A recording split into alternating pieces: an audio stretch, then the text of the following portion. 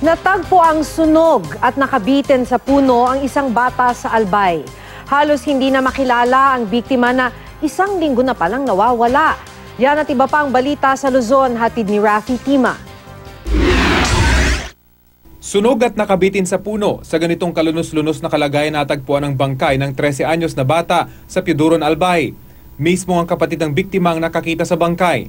Ayon sa mga pulis, umalis ng bahay ang biktima ng walang paalam noong nakarang linggo at hindi na ito umuwi hanggang sa makita siyang patay. Inaalam pa kung sino ang nasa likod ng krimen at ang posibleng motibo nito. Sa Bangged Abra, patay ang barangay chairman na si Daicalo Milyare. Yan ay matapos pagbabarilin at bumangga ang minamano niyang truck sa poste ng kuryente. Magde-deliver sana ng tabako ang biktima. Hindi naman nasugatan ang dalawang pahinante ng truck.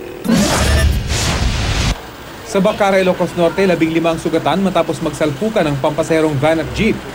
Base sa investigasyon, nag-overtake ang van kaya nagkasalubong sila ng jeep. Nagpapagaling sa ospital ang mga sugatang biktima. Walang pahayag ang mga driver. Yan ang mga balita sa Luzon. Rafi Tima, reporting.